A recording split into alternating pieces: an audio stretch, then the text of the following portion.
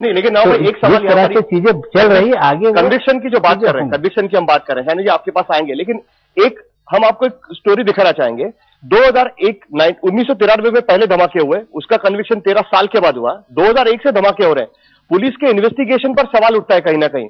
जहां जहां पर सही इन्वेस्टिगेशन हुआ है उसका कन्विक्शन भी हुआ है। हम देखते हैं कि 2003 के डबल जो ट्विन ब्लास्ट हुए थे, केवल उसका कन्विक्शन हो पाया। आइए देखते हैं कि आखिरकार किस तरीके से पुलिस का कन्विक्शन रेट रहा है, किस तरीके से कोर्ट में बम ब्लास्ट की जो केसेस है वो अब तक सॉल्व हो पाई है। आइए देखते हैं। 13 जुलाई को मुंबई एक बार फिर दहल उठी। एक बार फिर खुफिया जानकारी जुटाने में नाकामी की भेंट चढ़े आम मुंबईकर। एक के बाद एक 3 धमाकों ने मुंबई की रफ्तार पर ब्रेक लगा दिया और खुफिया एजेंसियां, मुंबई पुलिस सोचने पर मजबूर हो गई कि आखिर चूक कहां पर हुई है। वजहें कई हैं, लेकिन एक बड़ी वजह है आतंकियों पर नकेल कसने में सरकार और सुरक्षा एजेंसियों की नाकामी। साल 1993 की ही बात ले लीजिए। इस मामले का ट्रायल साल 2001 में खत्म हुआ, लेकिन मामले पर फैसला आते आते 14 साल बीत गए। साल 2007 में जब इस मामले पर फैसला आया, तब तक 6 और धमाकों ने मुंबई को धमाकों का आदी बना दिया था। साल 2003 में ही मुंबई के मुलुंड विले पार्ले घाटकोपर में एक बार फिर जबरदस्त धमाके हुए। इस मामले के आरोपी आज भी सलाखों के पीछे हैं और मामले में फैसला अभी कोसों दूर है। साल 2003 में ही जवेरी बाजार और गेटवे ऑफ इंडिया के दोहरे धमाकों में पिछले साल ही फैसला आया और मामला फिलहाल बॉम्बे हाईकोर्ट में अपील की दहलीज पर है। साल 2006 में मुंबई में ट्रेन धमाके हुए। इस हादसे को 5 साल बीत चुके हैं, लेकिन फैसला अधर में है। साल 2008 में मुंबई हमलों का मामला, जो ओपन एंड शट केस माना जा रहा था, वो भी मुंबई क्राइम ब्रांच की लीपापोती के चलते 1.5 साल अदालत के कागजों में उलझा रहा।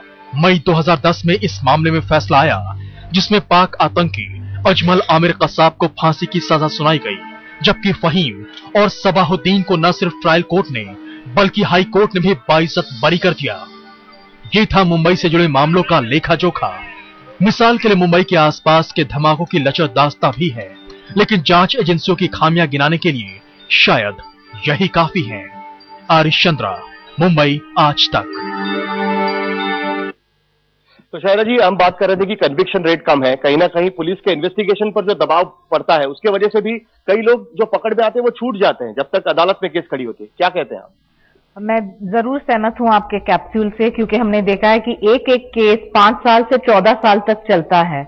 आतंकवादी हमले जितने भी होते हैं उसमें जो फास्ट ट्रैक कोर्ट्स नहीं है, आज हमारे पास पोटा नहीं है, हमारे पास टाड़ा नहीं है, और हम बात कर रहे हैं कि हम पकड़ेंगे टेररिस्ट को। ये लड़की, ये बच्ची की जो भावना थी वो बिल्कुल सही थी, क्योंकि जो आज कसाब पब्लिक परसेप्शन ऐसा होता है कि जिस घर में हमला हुआ है और जिस घर में कोई बेटी या बेटा मर चुका है, तो हम चाहते हैं कि जो जिन्होंने हमला किया उसको फांसी मिले, और हम रुकने वाले हैं जब तक वो अपील में जाए, फिर प्रेसिडेंट के पास जाए। मुझे लगता है the whole process needs to be streamline, और जहां राजनीतिक इच्छा शक्ति है वहां हम कर सकते हैं। जहां राजनीतिक इच्छा शक्ति नहीं है, और अफसोस से ये कहना पड़ता है कि महाराष्ट्र प्रदेश में राजनीतिक इच्छा शक्ति नहीं है। नहीं, लेकिन राजनीतिक इच्छा शक्ति की बात जो कर रही है वो इस तरीके की इच्छा शक्ति की आपको लगता है कि सरकार ने दिखाई है? भारतीय जनता पार्टी की जो भाषा है ये दो मुही भाषा है। निश्चित रूप से जिस प्रकार से इच्छा शक्ति की बात की जाती है, हम पूछना चाहते हैं कि देखिए, टेररिज्म के कड़े कानून से टेररिज्म रुकेगा, ये बात गलत है। आज टेररिज्म का जो मॉड्यूल है, कहीं ना कहीं आत्महत्या करने वाले दस्ते तैयार हो रहे हैं, फिदाइन हमले हो रहे हैं। जो व्यक्ति जान देने के लिए तैयार है वो कड़े कानून से रुकेगा? खान साहब ने जो सवाल उठाया कि हमारा इंटेलिजेंस पूरी तरह से सक्षम बनाना चाहिए कि सारी सूचनाएं हमको मिले, इस तरह की घटनाएं ना हो। सवाल आपने जो यहाँ पे खड़ा किया है कि जिन घटनाओं में लोग पकड़े गए, कुछ लोगों को कोर्ट ने छोड़ दिया, कुछ कन्विक्शन हुए, कुछ समय ज्यादा लगा, तो मैं इस पक्ष का हूं कि देश में कानून में तरमीम की जाए, बदलाव किया जाए, और फास्ट ट्रैक कोर्ट के जरिए एक समय सीमा में ये तमाम मामलों को निपटाया जाए, और जो भी दोषी हो उसको सजा मिले।